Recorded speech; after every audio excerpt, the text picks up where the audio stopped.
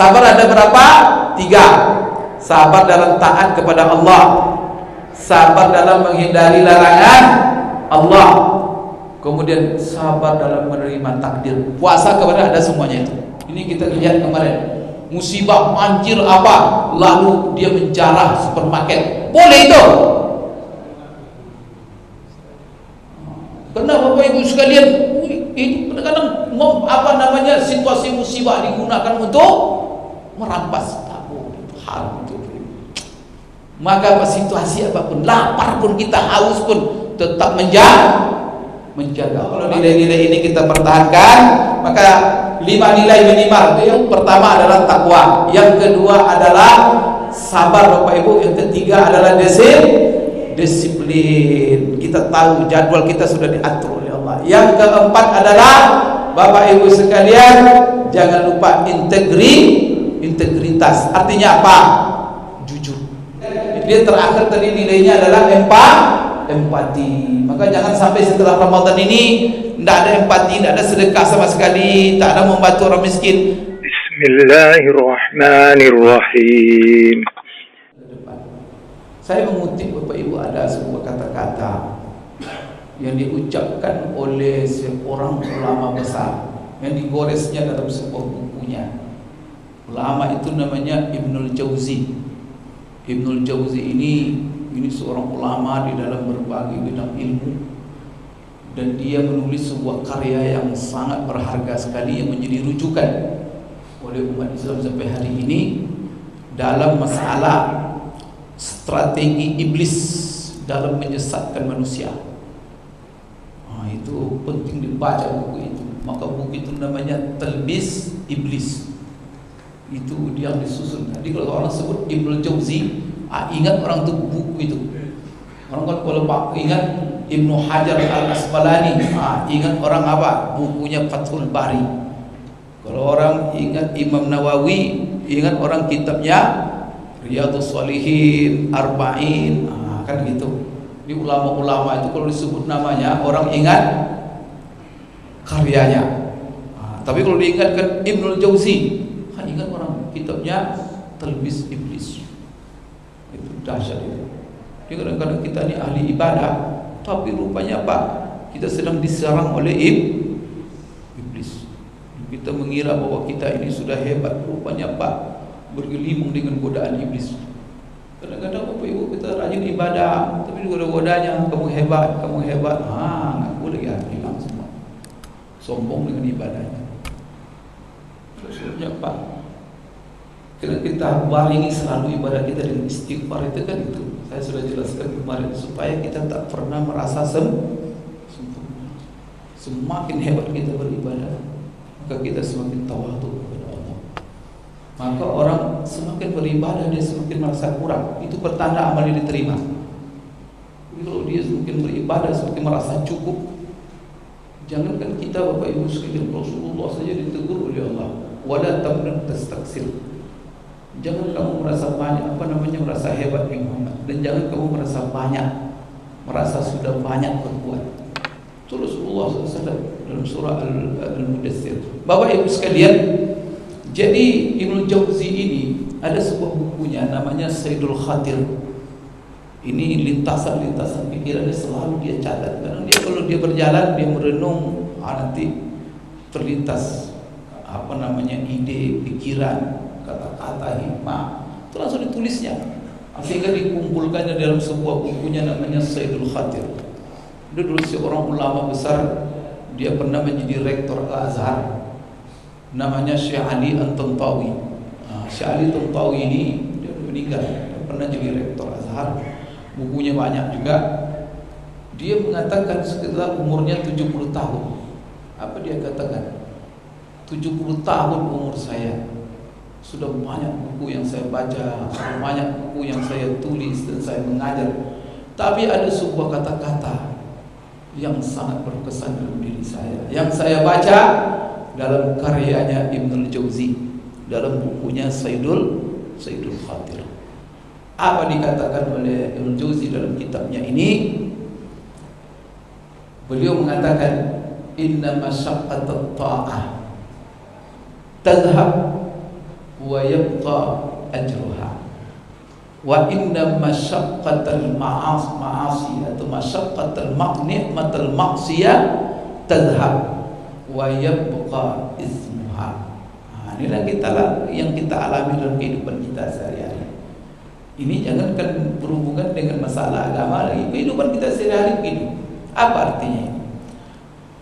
Jadi kita ini pilihan. Kita menjadi orang baik atau menjadi orang tidak baik. Kalau kita menjadi orang baik, pasti kita capek. Kan pasti kita banyak berkorban.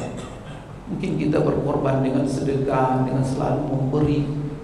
Apalagi kalau kita menjadi orang taat, subuh-subuh sudah bangun, orang tidur enak, ya kan?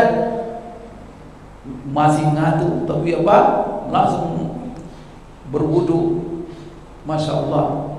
Kemudian tiba bulan Ramadan kita puasa, menahan diri. Kadang-kadang kita bukan puasa wajib saja, tiba Senin, tiba Kamis. Ini kan semuanya Bapak Ibu kepayahan, kesulitan. Artinya apa? Dia membebani hidupnya dengan ibadah kepada Allah. Capek memang. Ada masyaqqah. Maka tidak ada yang namanya Bapak Ibu ketaatan itu membebankan diri dengan sesuatu kecuali ada masyaqqah. Dan dunia ini penuh dengan masyaqqah, dan karena itu adalah sunnatullah.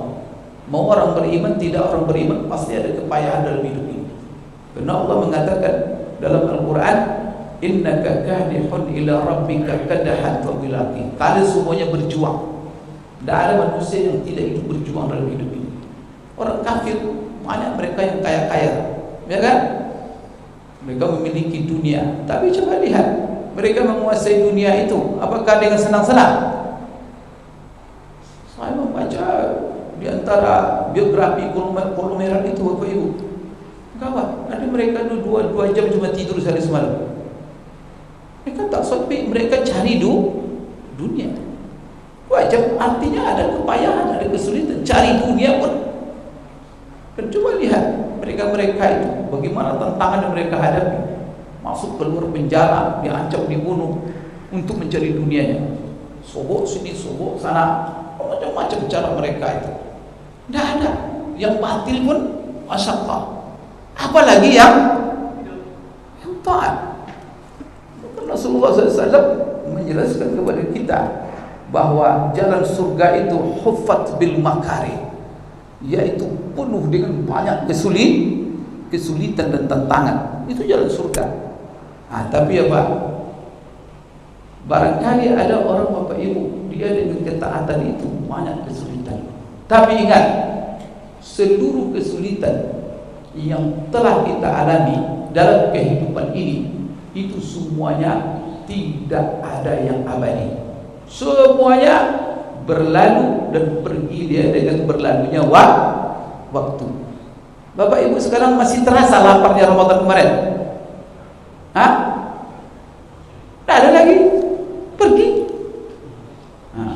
Kalau ada orang memilih bersenang-senang, hidup mengikuti hawa nafsunya saja, tak puasa, pokoknya minum, kemudian mabuk, apa semuanya, mungkin dia bilang menikmati, nikmat katanya. Kalau ada orang Bapak Ibu sekalian menikmati maksiat, sekarang apakah kenikmatan maksiat itu akan selalu terasa oleh dia? Akan berlalu semuanya. Kenikmatan maksiat akan berlalu. Kesusahan dalam taat juga akan berlalu. Maka yang akan sisa apa? Maka di sini apa dikatakan oleh Ibnu Jauzi, yang akan sisa kalau Anda sulit dalam taat, kesulitan itu akan hilang. Yang akan sisa adalah ganjaran dan pahalanya. Masya Allah. Maka kamu memang sekarang sulit.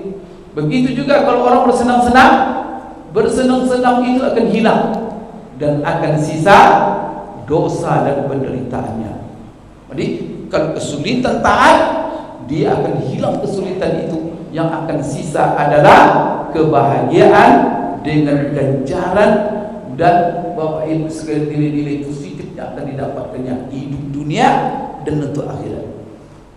Sekarang coba kita dalam kehidupan sehari-hari. Kalau ada Bapak Ibu menanam kebun sawit, ya kan? Susah apa kebun itu? dibeli tanahnya, setelah dibeli tanah bersihkan, setelah itu dicari pula bibit, lalu ditanam, dipupuk, di apa, capeknya, orang panas-panas di kebun itu, luar biasa. Tapi setelah 4 tahun, Masya Allah, kebun itu lebat buahnya, kemudian menerima duit. Kira-kira capek dari awal itu masih ingat? Terasa? La ilaha illallah. Itu di dunia. Masya Allah. Ya. Kalau kita sekolah semua ini dalam pendidikan kita ini, mungkin Bapak Ibu ada yang S1, ada yang S2, ada yang S3. Bagaimana belajar itu? Kadang-kadang kalau sudah menulis skripsi atau tesis itu seminggu 2 minggu tak tidur. Mata itu masuk ke dalam kan? Saking baca, menyelesaikan. Tapi coba 4 tahun dia belajar, Masya Allah, dibimbing masuk kelas. Kadang-kadang malah capek, kemudian mengerjakan sampai nanti terakhir, mengerjakan tugas akhir itu puncak biasanya kelelahan yang dialami oleh seorang pelajar. Tapi setelah itu dia dinyatakan lulus, dan lulus pula dengan prestasi tertinggi, dipanggil sebagai wisudawan terbaik. Kira-kira capek belajar kemarin masih ingat dia? Hilang. Tapi kalau ada mahasiswa yang memilih, itu ada masyarakat yang memilih tak mau bekerja. Orang nanam sawit dia tak ada bekerja, tidak, nongkrong aja, mulai dari masa mudanya nongkrong di warung terus, duduk aja di kedai kopi cerita saja. Setelah itu Bapak Ibu masa tua pun datang. Kira-kira gimana kenikmatan ketika dia duduk-duduk kemarin masih dirasakannya? La ilaha illallah. Semuanya akan hilang. Mau nikmat hilang, mau susah hilang. Sekarang hidup pilihan. Maka Bapak Ibu sekalian, itulah kata Ibnu Jauzi, kecapekan kalau dalam ibadah itu akan hilang. Tetapi ingat, ganjaran kebahagiaannya akan sisa. Maka Rasulullah mengatakan dalam sebuah hadis yang sahih, lis-shaimi farhatani. Ini janji. Kenapa Rasulullah menekankan hal ini? Karena apa? Memang puasa itu ada perjuangan Bapak Ibu. Maka beruntung Bapak Ibu sekalian kemarin, Masya Allah, ya tika baca Quran banyak apa. Tapi kemarin ada yang capek ini, lelah, tapi baca terus sampai kadang-kadang program khatam sekali seminggu, ya kan? Sekali 3 hari sebelum khatam pak dilepaskannya Quran itu. Susah enggak? Susah lah. Orang tidur dia, subhanallah. Tapi hilang tak? Selesai. Tapi apa? Allah tidak akan lupa. Faman ya'mal misqala dzarratin khairan yarah. Allah mengatakan wa in taku hasanatan yudha'ifha wa yu'ti min ladunhu ajran 'azima. Masya Allah. Kalau kita baca ayat itu, Allah akan memberikan kepada kalian ganjaran yang berlipat ganda, bahkan ajran 'azima, ganjaran yang dahsyat yang tak terbayang oleh kalian. Sampai Allah dalam surah Sajadah mengatakan, bagi orang yang berjuang maka semakin sulit kita beribadah, janji Allah semakin tinggi kepada kita. Apa yang kita baca dalam surah Sajadah? Setelah ayat Sajadah, tidak ditafsirkan ya surah Sajadah itu. Setiap pagi Jumat itu dibaca itu, bagusnya ditafsirkan. Kalau bisa pertama diterjemahkan, setiap kata itu tahu Bapak Ibu maknanya, supaya kita khusyuk mendengarnya. Itu kan pesan-pesan dahsyat itu. Pertama Allah mengatakan, innama yu'minu bi ayatina alladziina idza dzukiru biha kharru sujada wasabbahu bihamdi rabbihim wa hum la yastakbirun. Setelah itu apa kata Allah? Tatajafa junubuhum 'anil madaji. Orang yang begini nih ahli surga itu jarang tidur malam. Orang menikmati tidur tapi dia menghindar dari ranjangnya. Tatajafa junubuhum, menghindar dari ranjang. Yad'una rabbahu. Ngapain dia menjauhi ranjang? Beribadah. Orang tidur lelap dia salat. La ilaha illallah. Tatajafa junubuhum wal madaji yad'una rabbahum khaufan wa tama'an wa mimma razaqnahum yunfiqun. Sudah ibadahnya kepada Allah luar biasa, bukan hanya yang wajib saja, ibadah malam dia tidak tinggalkan, yang mulai setelah itu rajin pula bersedekah. Coba kepada Allah dekat sekali, kepada manusia sosialnya luar biasa. Inilah manusia yang terpuji. Apa kata Allah? Fala ta'lamu nafsum ma ukhfiya lahu min qurrati a'yun jazaa'an bima kanu ya'malun. Setiap kalian dari manusia yang beramal, kalian tidak tahu. Maka Rasulullah tafsirkan ayat ini, kenikmatan surga itu tak pernah dilihat mata, tak pernah didengar oleh telinga, dan tak pernah tergores terbayang dalam pikiran kita. Itulah ayat fala ta'lamu nafsun ma ukhfiya lahum min qurrati a'yun jazaa'an bima kanu ya'malun. Setelah itu kan Allah katakan, apakah orang-orang yang beriman dengan orang yang fasik? Kalau beriman ini kan capek dia dalam tangan. Orang fasik hidup semaunya saja. Maka di sini Bapak Ibu sekalian, Ibnu Jauzi dalam menjelaskan ini adalah kata-kata, sebenarnya dia menyimpulkan makna Al-Quran, makna hadis Rasulullah dengan kata-kata ini. Oleh karena itu Bapak Ibu sekalian, semuanya pergi dan sesal dan bekas jari. Rasulullah mengatakan dalam sebuah hadis, lis-shaimi farhatani, farhatun inda saumihi inda fitrihi wa farhatun inda liqa'i rabbih. Orang yang berpuasa itu, kata Rasulullah, akan mendapatkan dua kebahagiaan. Jadi ketaatan yang kita lakukan memang capek, tapi akan berujung dengan kebahagiaan. Kemarin Ramadan aja sudah Allah lihatkan.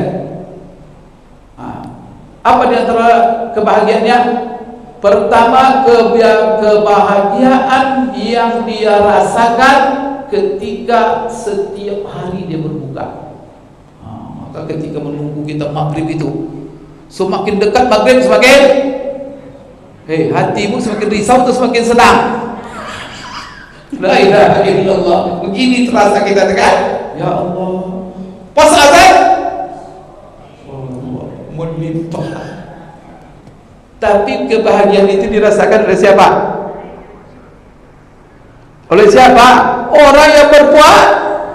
Tapi coba ada yang nipu tadi, siang-siang tutupnya mobil minum dia, di kantor ditutupnya masak kukus, pulang dia pura-pura puas. Kira-kira bahagia dia? La ilaha illallah. Hidup munafik itu rupanya tak bahagia. Astagfirullah. Sekarang banyak orang nipu apa? Jadi munafik dia. Munafik itu tidak ada bahagia, Pak. Orang berpura-pura itu tidak ada bahagia. Maka pesan Quran itu jadi manusia jujur. Apa dalam hati yang mulut sama. Orang berpura-pura ini menderita. Maka bahagia. Maka itu bahagia setiap hari. Kemudian apa? Kita kok cuma sebulan puasa. Sebulan itu ditutup pula dengan Idul Fitri. Siapa yang paling bahagia kemarin Idul Fitri? Mungkin orang bahagia Idul Fitri kemarin dia tak puasa. Masya Allah. Yang bahagia kepada semua bapak ibu yang telah menahan puasa, menjaga puasa, Masya Allah, dengan berjuang, mengisi puasa dengan baca Quran, mengisi puasa dengan qiyamul lail, mengisi puasa dengan banyak ibadah, apa semuanya. Masya Allah. Sekarang kalian bergembira, bahagia. Itu di dunia itu. Maka bagaimana perasaan kita kemarin itu hari raya? Allah. Dan sampai hari ini kebahagiaan itu masih sisa kan? Bagi orang berpuasa kemarin masih sisa bahagia. Dan itu kebahagiaan itu akan abadi. Nanti apalagi kata Rasulullah SAW, itu kebahagiaan di dunia.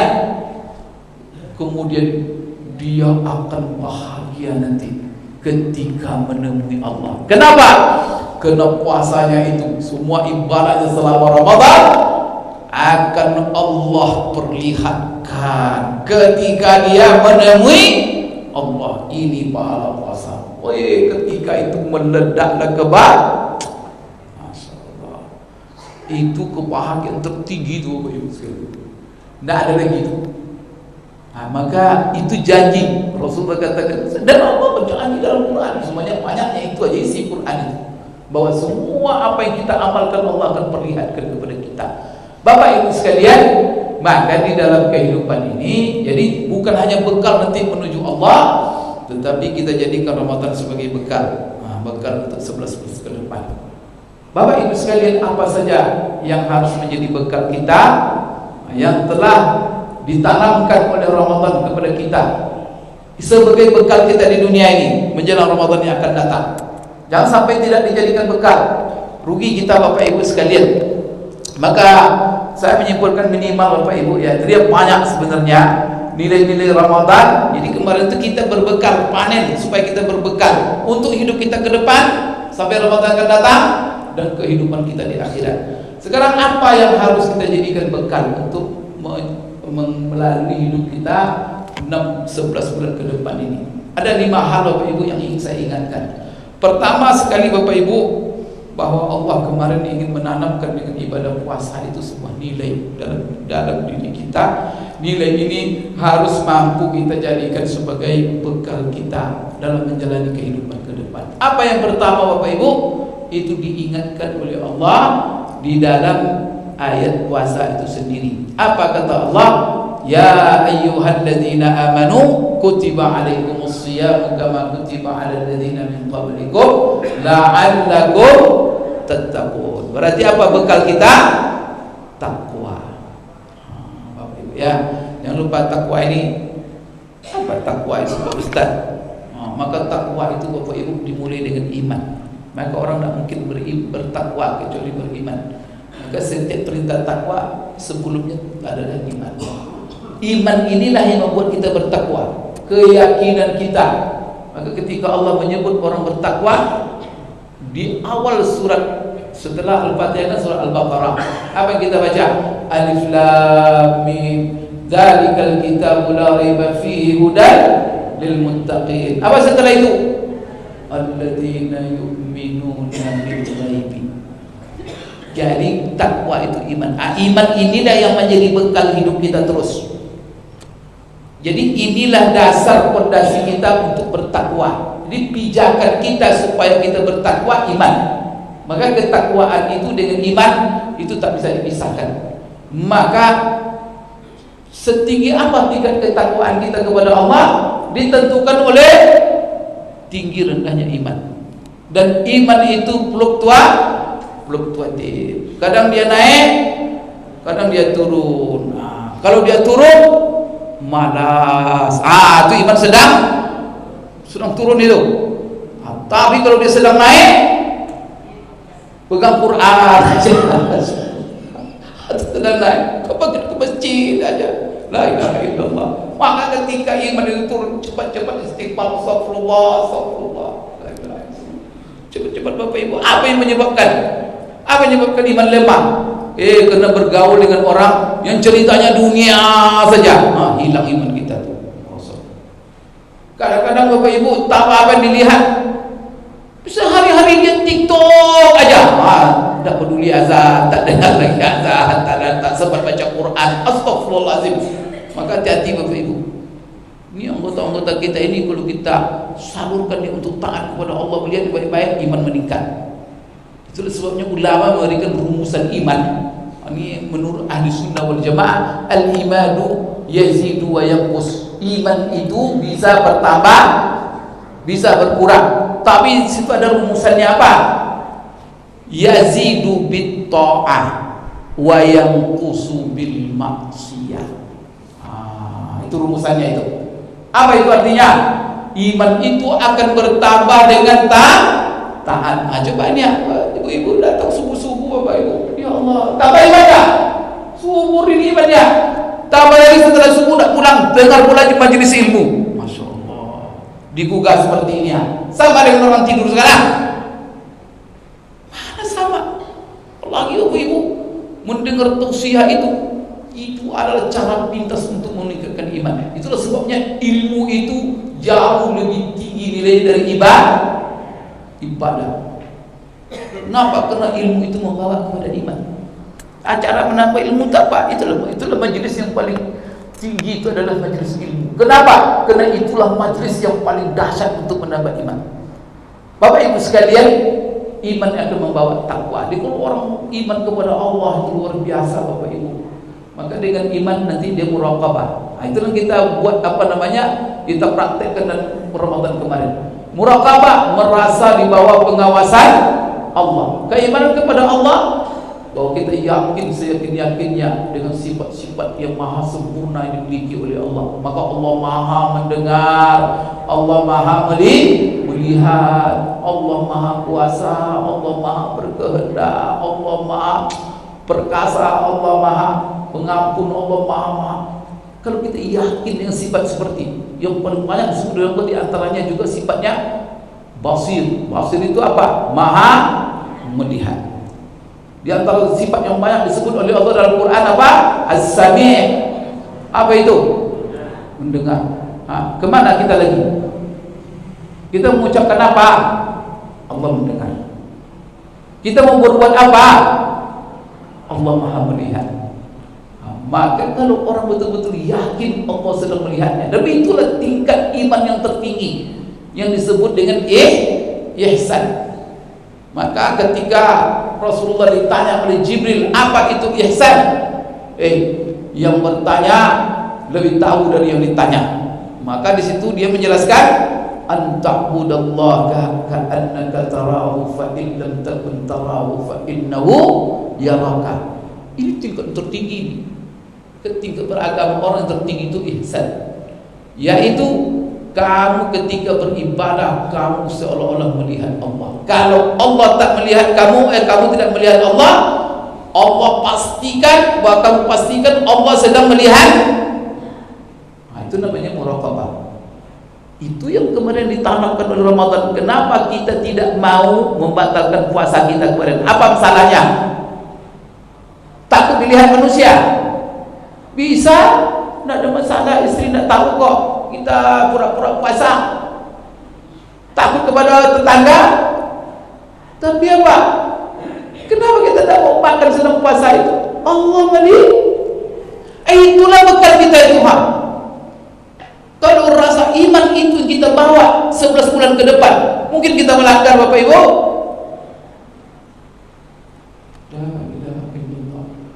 Tadi Allah maha mendengar ketika ada duduk mau gosip.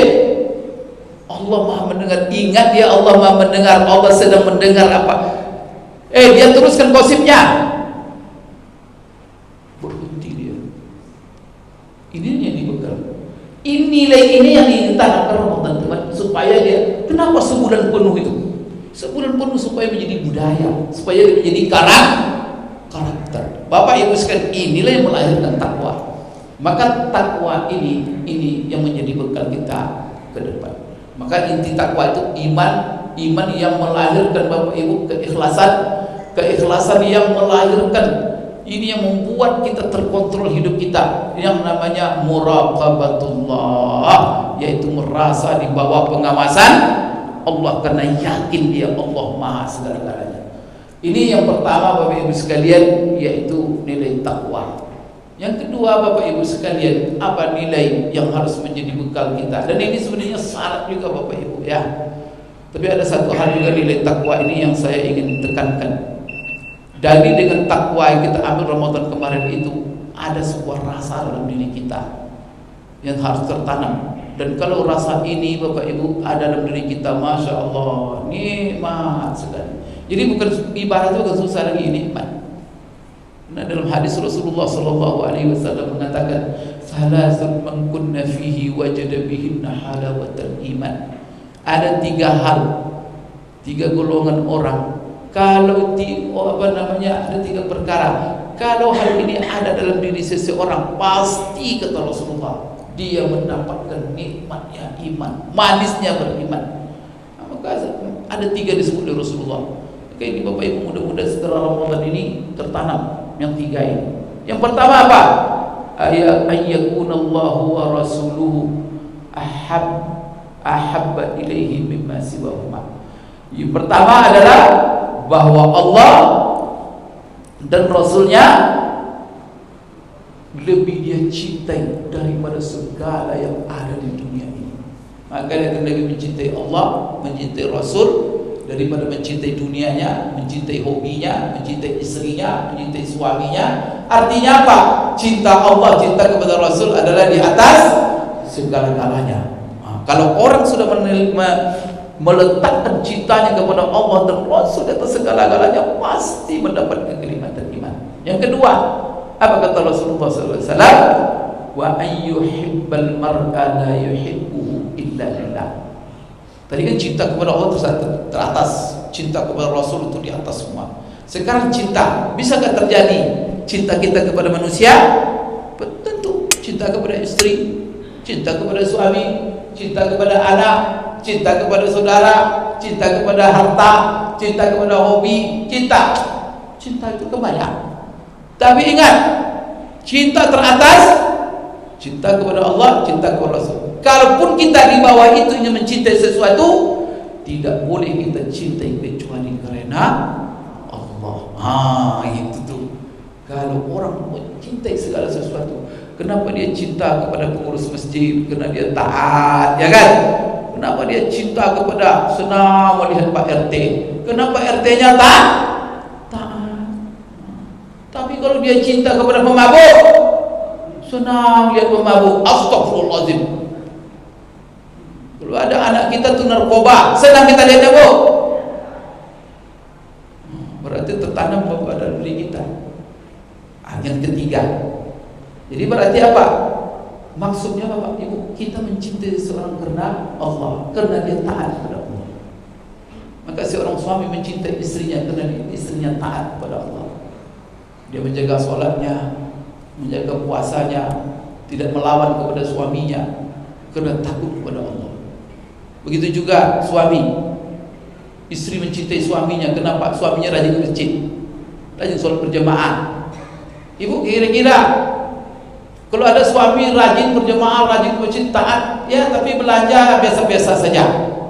Tapi ada suami tak ada ke masjid, tak peduli sholat, tapi duit banyak. Mana kira dia beri cinta itu? Yang ngasih duit banyak walaupun tak sholat. La ilaha illallah. Itu disitulah ukuran iman Bapak Ibu ya. Maka banyak ibu-ibu kadang-kadang saya banyak perkara-perkara yang masuk kepada saya itu mengadu masalah. Ya Bapak Ibu sekalian, kadang-kadang dia WA, bagaimana Pak Ustaz? Jadi suami saya tak bisa belanja, tapi bukan dia apa, memang karena dia diberhentikan dari perusahaannya apa, tapi dia tak kasih belanja Pak Ustaz apa. Apakah saya harus minta cerai, menggugat cerai? Karena kan banyak Bapak Ibu, 1.000 kasus cerai di pengadilan itu, 900 kasus itu ibu-ibu minta cerai. Atau saya tanya ibu itu kan, kadang-kadang di WA, tapi suami ibu gimana? Taat sholat? Oh taat Pak Ustaz, tapi orangnya baik. Ya sudah, ibu sabar aja. Jadi jangan cinta itu karena duit saja. Dia punya hak sebenarnya. Tapi kalau dia mencintai karena suami, ya biarlah saya banting tulang untuk membantu dia juga sama-sama mencari nafkah. Tapi yang celakanya sudah tak sholat, tak bayar nafkah. Itu setiap hari minta beli rokok pula sama istrinya. Ini kurang hajar ini. Ini bahaya juga ya.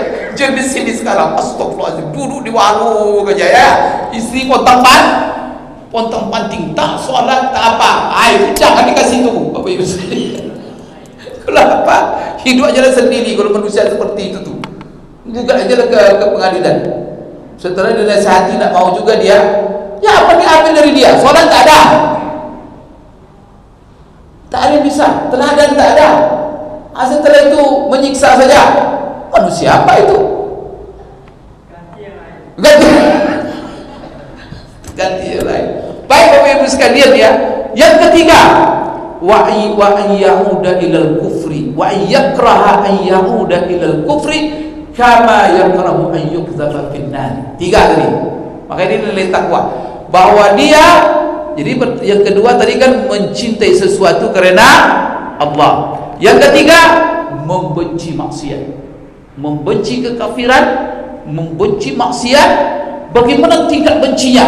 Oh, disebut oleh Rasulullah sebagaimana dia benci untuk dilemparkan ke dalam onggokan api. Kalau ada dionggok oleh api, mau Bapak Ibu dilemparkan ke dalamnya?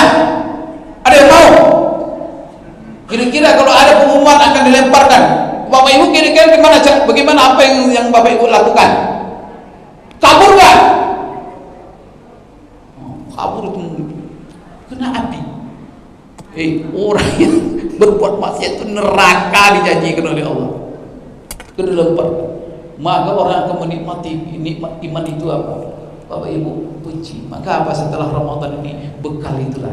Maka kemarin kita ditanamkan cinta kepada taat, cinta kepada segala yang dicintai oleh Allah. Kemudian apa? Kita benci sekali kepada maksiat. Kemarin Bapak Ibu kalau ada lihat siang-siang Ramadan itu ada orang berjalan di jalan gang ini sambil makan. Kira-kira gimana? Ada warga yang senang melihatnya? La ilaha illallah. Benci semuanya dah. Semua akan kesal, semua akan benci, semua akan protes. Tapi jangan Ramadan aja. Itu harus menjadi nilai bekal kita. Maka begitu juga lihat orang berjudi, yang senang melihat orang judi, narkoba sekarang di mana-mana. Nauzubillah. Jadi benci kepada segala maksiat itu Bapak Ibu tertanam. Orang seperti ini cinta kepada taat, lalu benci kepada maksiat sebagaimana bencinya dia dimasukkan ke dalam api. Orang seperti ini janji Rasulullah pasti mendapat kenikmatan iman. Bapak Ibu, itu pertama ya. Yang kedua, apa bekal yang sudah diterangkan sebagai bekal kita? Dan ingat Bapak Ibu ya, takwa ini Allah sebut bekal. Maka beberapa ayat setelah ayat puasa Allah mengatakan al-hajju ashhurun ma'lumat faman farada fihinna al-hajja fala rafatha wala fusuqa wala jidala fil hajj wa ma taf'alu min khairin ya'lamu Allah wa tazawwadu fa inna khairaz zadi taqwa. Berbekallah kalian dalam hidup kalian. Apa sebaik-baik bekal yang kalian bawa? Bukan obat, bukan pakaian yang banyak, bukan rumah yang bagus, bukan kendaraan yang mewah. Apa bekal sebagus-bagus bekal kita ke depan? Takwa. Allah yang mengatakan khair zadit taqwa wattaquni ya ulil albab. Kalau kalian berakal sehat kata Allah, wattaquni, bertakwalah kamu selalu. Maka orang yang selalu menjaga perintah Allah dan menghindari larangan Allah, itu tanda akalnya. Bukan saya yang katakan, Allah. Wattaquni ya ulil albab. Bapak Ibu, yang kedua apa tadi? Sabar. Ini nilai sabar kemarin. Maka Masya Allah kita dilatih sabar ya. Sabar ada berapa? 3. Sabar dalam taat kepada Allah, sabar dalam menghindari larangan Allah, kemudian sabar dalam menerima takdir. Puasa kepada ada semuanya itu. Maka sabar dalam melaksanakan perintah Allah. Maka apa perintah Allah? Perintah puasa. Maka bagaimanapun laparnya kemarin, kita tahan diri kita dalam taat. Jadi sabar pertama, sabar dalam taat, menahan diri untuk tetap taat. Kena banyak godaan Bapak Ibu. Sudah, berhentilah, selesailah sudah. Jangan ya Allah kemarin Ramadan melatih kita. Tidak, karena kata Allah mulai menahan pas azan subuh. Ada Bapak Ibu kemarin setelah azan subuh masih makan? Tidak ada. Jangan berbuka kecuali setelah terbenam azan maghrib. Ada orang tidak ada masalah, tinggal setengah jam ini makan dia. Ada kemarin? Masya Allah. Haus nggak? Haus. Lapar nggak? Makanan sudah dihidang, dimakan? Enggak. Kenapa ditahan? Beri nilai itu yang menjadi bekal kita. Menahan diri dalam taat. Umpamanya apa? Tadi imam tadi pede ayatnya. Alam tara kaifa fa'ala rabbuka bi ashabil fil ayatnya tadi. Kalau sempat imam tadi membaca ayat panjang, kira-kira keluar ibu dari sholat. Ini imam ini kurang hajar, panjang sekali. Assalamualaikum, langsung lagi ke rumah. Sholat di rumah sendiri. Ada yang buat begitu? Tetap benar. Nah, itu namanya sabar. Sabar. Bapak Ibu tadi ngantuk pergi subuh, tapi dilawan ngantuk itu. Kenapa? Ini menghadap perintah Allah. Ini bekalnya. Ini bekal kita sampai nanti pada waktu akan datang. Bapak Ibu sekalian, yang kedua, sabar dalam menahan larangan. Larangan ini kawan ini, apalagi zaman gila sekarang ini. Kenapa? Sarana maksiat di tangan. Di tangan Bapak Ibu. Berbeda dengan zaman tahun 70-an dulu, susah maksiat itu. Kalau ingin maksiat harus pergi jauh-jauh dari rumah. Sekarang dalam kamar, la ilaha illallah. Maka ingat itu Bapak Ibu ya. Maka tahan. Menahan diri daripada maksiat. Apalagi Bapak Ibu, sarana ada. Ini gila sekarang. Segala sarana maksiat itu terbuka. Modal ada. Kesempatan ada. Nah, sekarang tinggal apa lagi? Kamu sabar atau tidak? Itulah, ini diuji betul kita. Tapi Bapak Ibu sekalian, taat tadi itu pahala luar biasa. Menahan diri daripada larangan Allah itu juga pahalanya luar biasa. Semakin besar tantangan, semakin besar godaan, maka Bapak Ibu semakin besar ganjaran yang disediakan Allah kepada kita. Maka dalam sebuah hadis pernah juga saya jelaskan di sini, orang kalau sedih tengah-tengah tantangan, kemudian dia bisa menahan diri dari larangan Allah, padahal godaan banyak, modal ada, kesempatan ada, tapi dia tahan karena takut kepada Allah, maka pahala dia seperti pahala orang beramal 50 orang sahabat. 50 orang sahabat Pak beramal, itu amalan satu orang dia di tengah-tengah gelombang yang luar biasa. Bapak Ibu sekalian, maka sabar ketiga, sabar menerima takdir. Maka kemarin ada rasa haus, rasa lapar. Walaupun haus, walaupun lapar, maka kita tidak akan melanggar perintah Allah dalam situasi apapun. Maka karena gara-gara musibah ini kita lihat kemarin, musibah banjir apa, lalu dia menjarah supermarket, boleh itu? Karena Bapak Ibu sekalian, ini kadang-kadang situasi musibah digunakan untuk merampas hal itu. Maka situasi apapun, lapar pun kita, haus pun, tetap menjaga mana yang Allah perintahkan, maka tidak ada alasan bagi kita miskin, tidak ada alasan miskin tidak ke masjid, tidak ada alasan miskin kemudian berbuat apa saja, menghalalkan apa saja, boleh itu. Itu namanya sabar.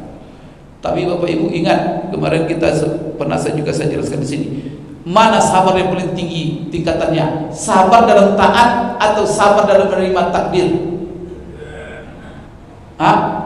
Maka sabar itu dibagi ulama dua. Ada sabar kemarin namanya ikhtiari, ada sabar ittirari, ijbari. Ada orang terpaksa sabar. Ini mau gimana lagi? Kebakar rumahnya, hangus. Mau apa lagi? Mau meronta-ronta, banyak betul kenanya. Sudah rumah hangus, setelah itu stres terus, rumah sakit. Oleh karena itu apa? Terima saja, itu terpaksa namanya. Tapi ya sabar, Allah beri pahala. Tapi kalau Bapak Ibu duduk sekarang menjelaskan ilmu ini terpaksa atau pilihan ini? Pilihan. Datang ke masjid subuh-subuh berjamaah, pilihan itu terpaksa. Mau datang maka banyak tidak datang. Mana lebih banyak yang datang atau tidak datang? Karena pilihan. Oleh karena itu kata ulama, sabar dalam ikhtiari itu tinggi sekali pahalanya. Karena itu pilihan Allah. Tapi kadang-kadang kita dipaksa sabar oleh Allah. Ini secara pilihan tak sabar juga dia. Allah turunkan musibah, dipaksa sabar. Kenapa? Allah masih sayang sama dia.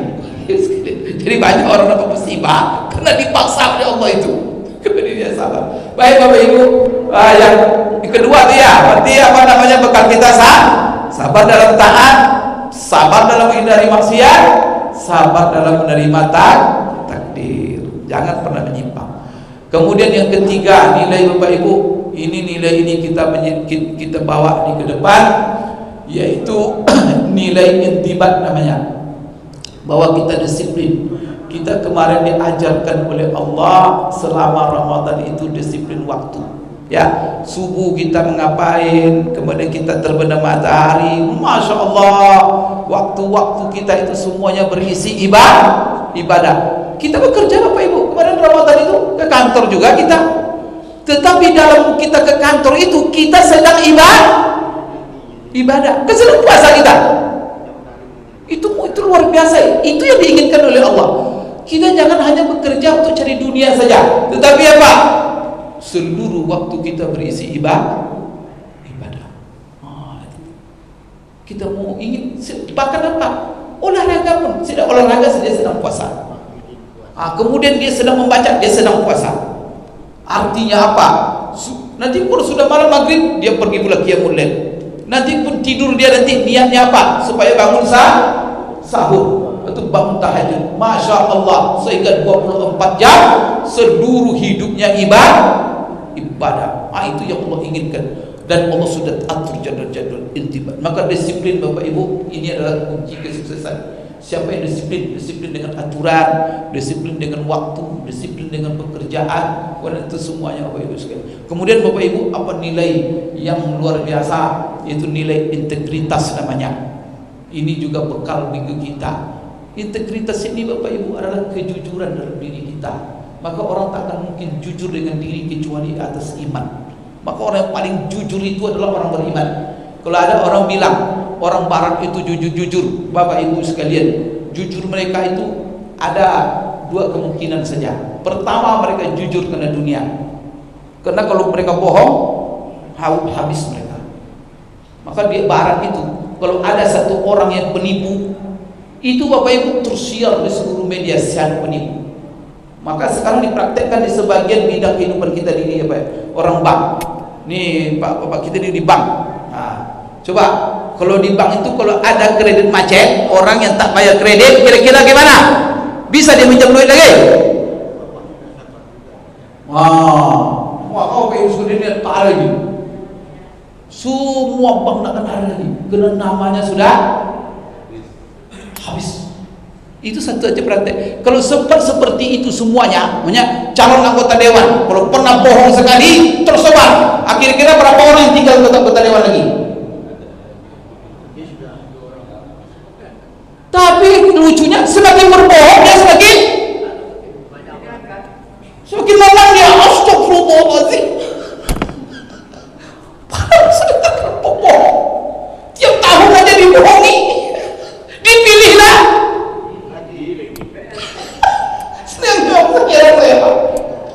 Kalau di barat Pak, sekali bohong hancur hidupnya. Itulah sebab mereka jujur. Jadi mereka jujur karena bertahan di hidup. Kalau tak jujur, gelandangan. Maka bukan jaga. Kalau orang beriman jujur karena Allah, Masya Allah, maka dia tidak peduli, dia cari ridha Allah. Kalau semua ridha Allah dia cari, Pak Ibu, siapa manusia bisa menolaknya? Tidak bisa. Maka orang yang jujur karena Allah itu dipakai manusia itu manusia yang integritas. Maka integritas hakiki adalah itu yang kita kemarin muat dalam doa kita. Allahumma inna nas'aluka ridhaka wal jannah. Ya Allah, apapun yang aku lakukan hanya mengharap ridhamu. Dari itu sendiri inilah integritas, kejujuran diri. Bapak Ibu sekalian, maka terakhir Bapak Ibu sekalian, nilai yang harus kita pertahankan sampai nanti akan datang, yaitu nilai empati. Apa namanya? Empati, ya, kasih sayang kepada sesama. Apa boleh kenyataan itu?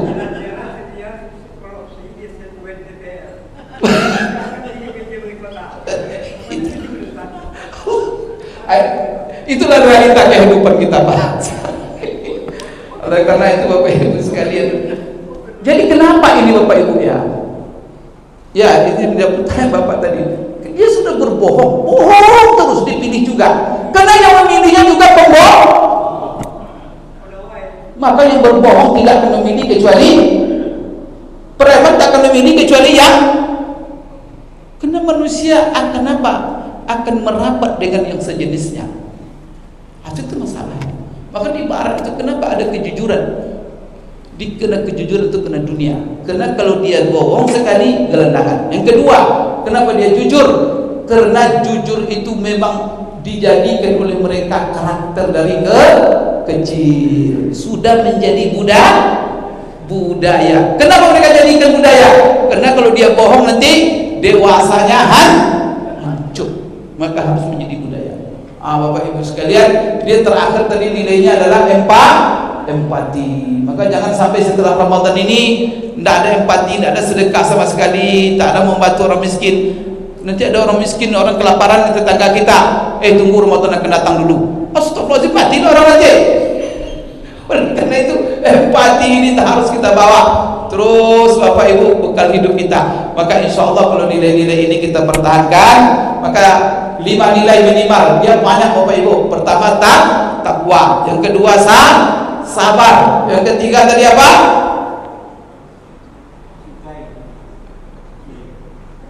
Apa? Dicinta itu masuk kepada dalam. Jadi Bapak Ibu, pertama adalah takwa, yang kedua adalah sabar Bapak Ibu, yang ketiga adalah disiplin. Kita tahu jadwal kita sudah diatur oleh Allah. Yang keempat adalah Bapak Ibu sekalian, jangan lupa integritas. Artinya apa? Jujur. Jadi kita tidak berbuat kecuali karena Allah. Maka orang seperti ini, karena Allah berpesan, ya ayyuhalladzina amanu ittaqullaha wa kunu ma'as shadiqin. Hai orang beriman, itu banyak sekali itu setelah iman, takwa, jujur. Iman, takwa, jujur. Coba dengarkan. Ya ayyuhalladzina amanu ittaqullaha wa kunu ma'as shadiqin. Hai orang beriman, bertakwa kamu kepada Allah, jadilah kamu bersama orang-orang yang jujur. Ya ayyuhalladzina amanu ittaqullaha wa qulu qawlan sadida. Banyak sekali ayat jujur. Karena dengan jujur akan mengundang kepada kebaikan membawa kepada surga. Bohong akan membawa kepada kejahatan akan berakibat kepada kesengsaraan. Itu dapat saya sampaikan Bapak Ibu. Mohon maaf kekurangan.